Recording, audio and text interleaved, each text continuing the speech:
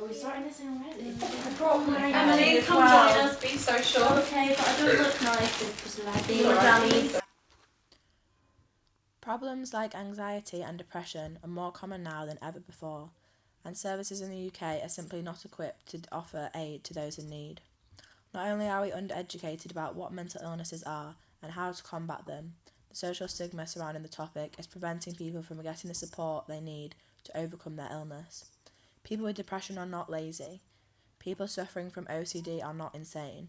People who have anxiety problems are not attention-seeking. Studies have shown a sharp increase on the demand on university counselling services as more and more students are reporting difficulties with their mental health. Despite this, there are still people who are too embarrassed or frightened to talk about the struggles they're experiencing.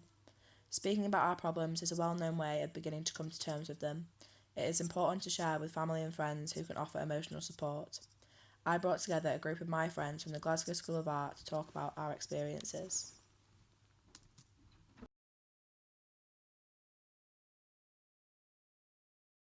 How have you found it, anyone? Like the transition from like school, I feel like you have so much structure, you have your parents to go home to, you have like your mates, and everything seems like, even though everything still seems quite dramatic when you're that age, it's so, do you think that people are prepared well when they come to university for like being emotionally resilient?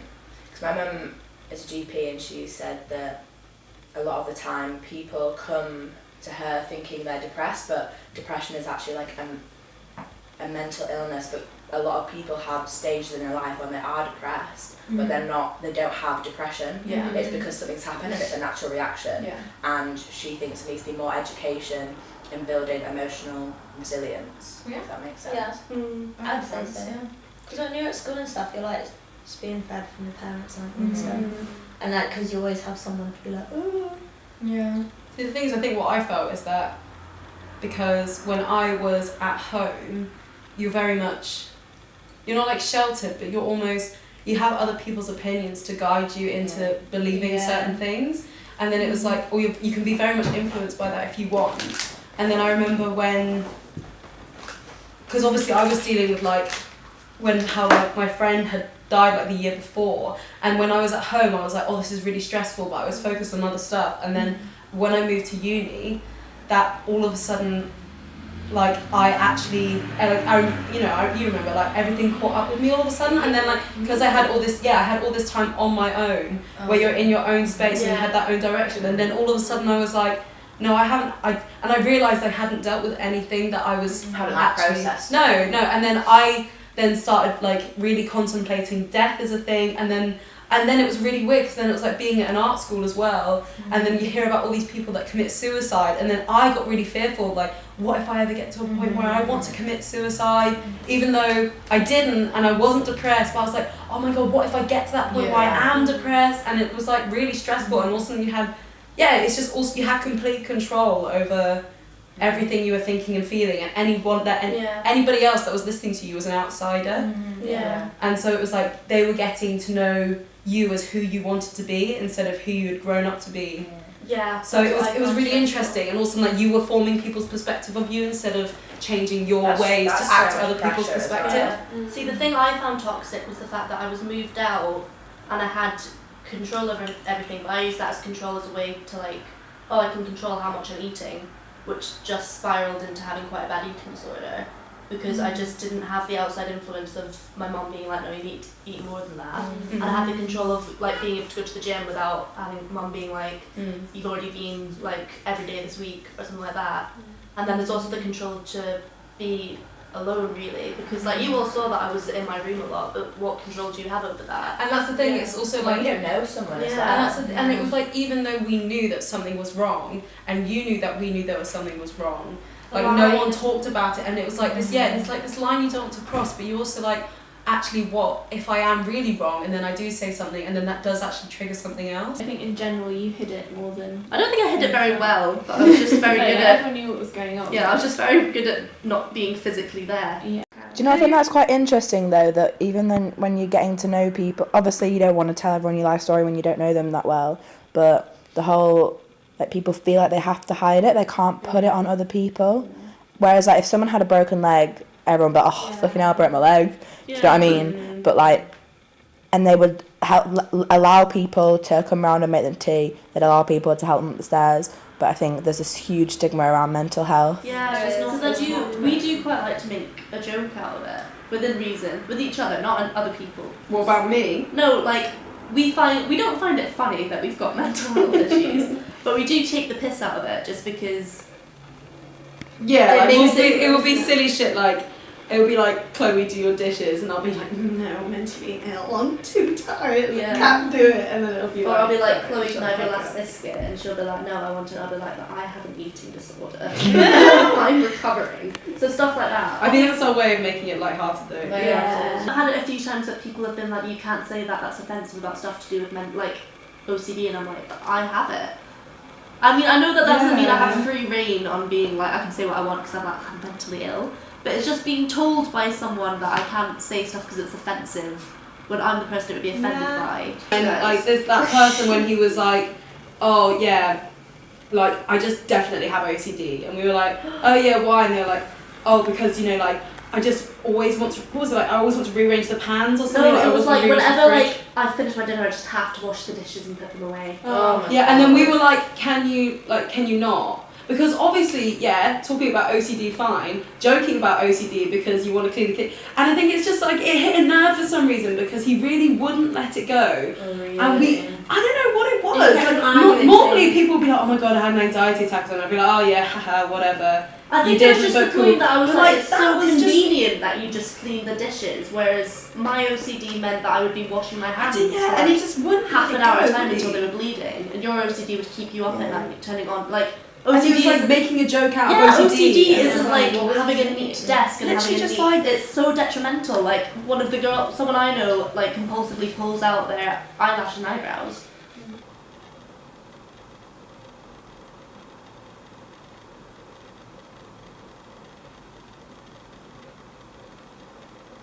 What would you say is like mental illness and what is mental wellness? Wellness, like calm, like Just being able to mind. yeah, as well, just being able to deal with. Oh, so like the Things. opposite to illness is like Yeah. being in a state of So I think clarity. maybe Yeah. not even 100% all the time, but when But- it does come to it, being able to deal with it. No, and I'd Yeah. say the difference is like inability to function and then just not feeling yourself. Has anyone been to the counsellor here? Yeah. What are they like? Are they I don't know, because like some people said, like I was told that, like some people said that they didn't really feel comfortable or whatever. But it was really interesting because when I went, it was like I've been once to a counsellor before when I was 12, and it was really like hands-on, like let's play with toys and things and like physically show our emotions. But like this time, she didn't actually give me much advice. Instead, she kind of like validated how I was I feeling. think they're qualified to give advice. No, they're not. But like, Wow. even still, it wasn't like a thing of like, have you tried doing this to deal with your emotions? Have you tried doing that? Instead, it was like, or like, do you reckon maybe this is because of this? Instead, what she said, I was like, oh, you know, I'm feeling like this, and I reckon it could be this way, and I know I should recognise it in this light, but I am suffering with that at the moment. And she's like, it's fully understandable that you are suffering with it in that way, but the fact you recognise you should be seeing it in a certain light, it will come with time. That's Don't the freak exact out. same. You're doing exactly what you should be doing. That was the exact same thing Yeah, she said yeah. to me. She was like, you seem like you know what you're doing, like, don't worry about it, like, it's completely valid, like, kind of the same as you said. Yeah, yeah. Validated how you felt. Like, it wasn't like she was like, oh, well, that's concerning, maybe you should do this. It was Yeah, like, yeah. just validating it and being like, you seem like you know, like, what you need to do and things. I think validating it in a good way, like Yeah, just like what, like everything you're feeling and thinking. Fair 100%. enough, you're good. Yeah, like, no, completely. don't worry. I watched this documentary about these suicide in university students. It was like a BBC documentary, and one of the mums was kind of saying like, why wasn't the uni there? Why? Because this guy had gone to his tutor. The tutor referred him to some uni GP or something, because he was in like Cambridge or Oxford or something. And the mother was like, why haven't I been told? And then he killed himself, and she was kind of like, if you I would have been able to show up and sort this out, but he was over 18. Yeah, it's confidentiality. But I also think as well, like a university doesn't know the relationship that a student has with their parents. exactly. So I don't think it's really appropriate, Yeah. especially as when you go to uni, you're an adult. Yeah, I definitely agree. It's not. And also, It's not appropriate. I It don't sounds think. brutal and it shouldn't be the case, but a lot of the times the people who are in charge of taking care of students in that way aren't qualified. They're just people completely. who are like, yeah, you can be in charge of welfare, and they're not trained to be dealing with situations.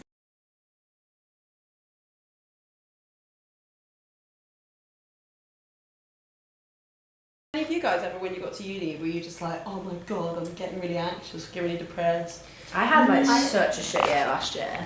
Like it was just like a combination of I'm such a home bird, like leaving home, not really realising how hard uni would be. Sounds ridiculous, but like broke up with my boyfriend who I've been with for ages. Yeah, of course that's rough. And was just so lonely here because, you know, when you just like all my friends at home I've been friends with for years and they're all one way and then no one else here is like my friends at home, and I'm saying like, I remember saying to someone like, I really like everyone but no one's like me and no one's like my mates at home, and you've got to realise that that's fine. But yeah, I was like quite down all of last year. Yeah. I think it was just like those one of those things where it takes time to build emotional resilience. Yeah. And just like figuring out how to sort the thoughts that you have, like just being able to like figure out what it is you're worrying about. Yeah. If it's actually true or if it's just vague thoughts, and just being able to like be like that's just that not thing anything. that we read about. Mindfulness. Yeah, so you have this thought in your head. So you might think, for example, I have no friends, and then you have to like question that thought in your head and be like, wait, let's prove this wrong. Let's write down all my friends, or let's remember the last time someone asked me to go for a drink this morning. And like as long as like you have all these vague thoughts that unless you like actively, it's ridiculous because it feels like It's actually so talking weird. to yourself. Literally. But it's like your brain just runs away with you with all these irrational thoughts. Yeah. But if you like actually try and combat them and like writing them down or like just thinking, come on, like stop, like just being able to take control of your own mind. I wish I knew that like at the time, Charlotte, because you really didn't come across like.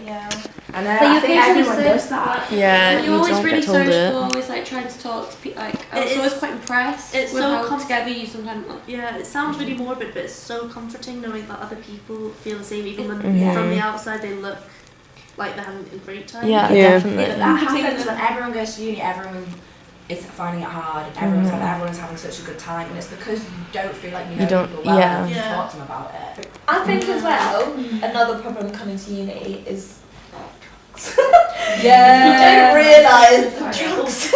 Yeah, the drugs are fucking intense actually. They fuck you up, and because you don't learn about it at school, then you're just fucked. See, I'm just very vanilla when it comes to drugs, in the sense that I just don't eat them. I just like the first pill I had the worst come down, so I took the whole thing. And I was like on come down for like a whole week, and I literally thought that was me. I was like, this is how I'm gonna be. session on a Monday come down, and I was honestly about to burst into tears on the bike. And like, I got off the bike, and the guy was like, the instructor was like, "Are you okay?" I was like, "Yeah." Why?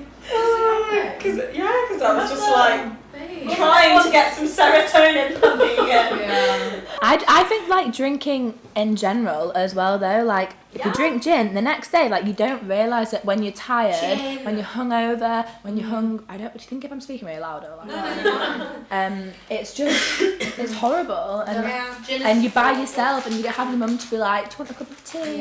And you just have that so much space of being alone, and you have all those horrible thoughts because you're scared about what you've done the night before because you can't remember. But like the amount of times you have happens though. messaged me, Charlotte, and been like, oh, it's fine that you're just hungover and tired. Like when I've just been like, oh, I feel shit, and like you don't even realise that it's the alcohol. It's just like. In my first year of uni, I hadn't really drunk that much like at school, like in my school days. Yeah. So I was like went fucking crazy. I used to drink gin. I swear to God, I went out like 6 times a week, like without fail. And I was just like drinking so much gin, and I just used to drunk cry like all the time. Yeah. And I'd just be like what the fuck is going on? Like why am I so sad? And it's because of the gin. Yeah.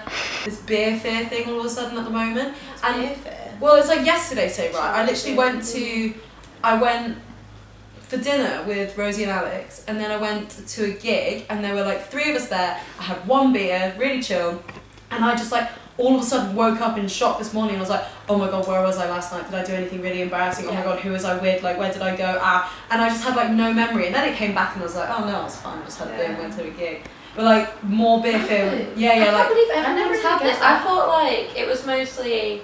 I thought most people got it. I but get it apparently all the not. time. I get it all the time. I wake up like I might have only had a couple of beers or like not even that much, but as soon as I wake up, you're a bit like I'm really what? anxious. No, Yeah, because I'm very mouthy in like some situations when I'm drunk, and I can just easily offend people like that, and I wake up like. Yeah. And I'm like, I sometimes if I have said something wrong, Yeah. like don't like mean it. It's just like a drunk bleh. Yeah. And then I honestly feel sick for about a week.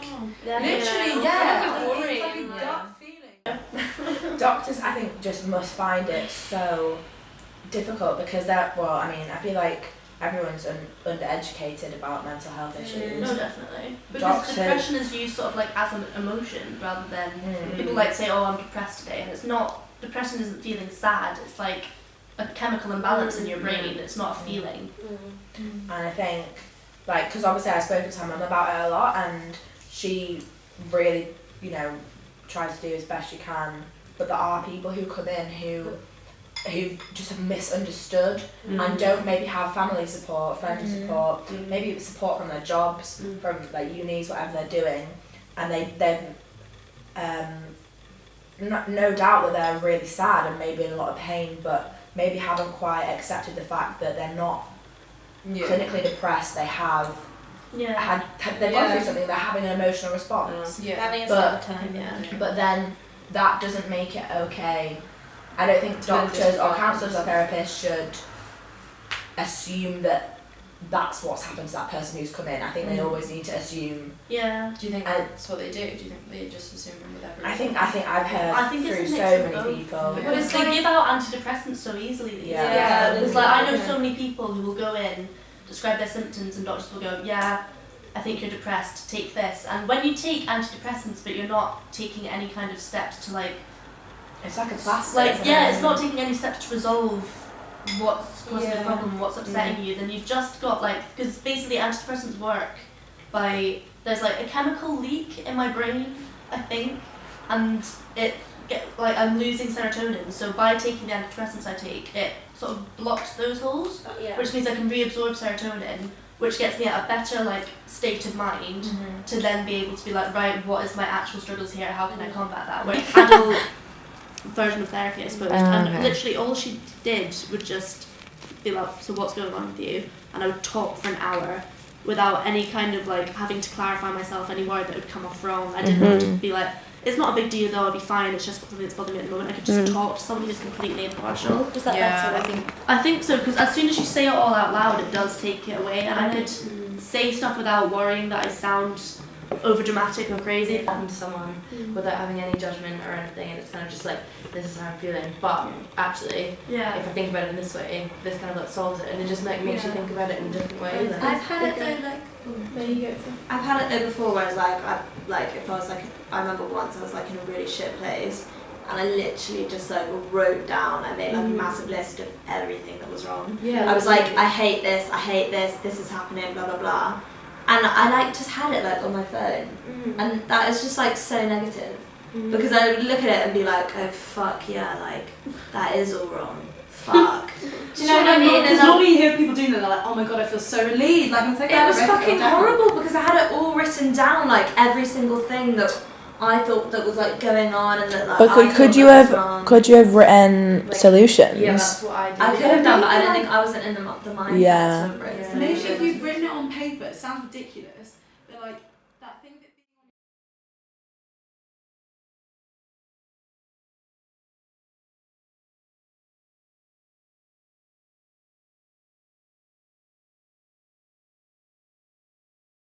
Why isn't student support like at GSA? We all know about it, and we're aware that there's a counselling system. But when I called up someone quite distressed a few weeks ago, like clearly having just cried and was really wobbly and was like, can I speak to a counsellor / can I get through to the counselling number? And then I was like, and then they were like, oh, you just need to email the counselling email. They didn't have a hotline, did they? No, and then they were like, are you okay? And I was just like, no, not really. And they were like, okay, well, there's no one that you can speak to, so I just really recommend that you email them really quickly. And it was like, mate, I could be stood on top of a bridge right now, and you're telling me to email some lady, like, obviously I wasn't, but it was just, it's just like, rages me for people that, and you'd think that Glasgow School of Art would be more in tune with that side to it. It's fucking hell. It's just like, it's so shit everywhere. And also, like, not to be a stereotype or anything, but at an art school, people are very much more in touch with their emotions and how they're feeling, and people are much more likely to seek, search for help. Throwing this in here, why don't we get a fucking gym discount? It actually helps so much with mental health. Yeah, and honestly, you can't just ignore this massive elephant. Exercise is known to release serotonin, give you a clearer mind. You can't suddenly just be like, oh, bullshit. It just completely lift your head out of things. Yeah, It's just definitely. such a different perspective. I think all these emotions that we go through, though, the shitty drinking ones, the oh god, what am I doing with my life kind of ones. I think that's just like growing up, and it's like builds resilience and stuff. Exactly. And I think it's just like Learning to deal with part it. of life. It's like what you were saying though about your mum, like this idea of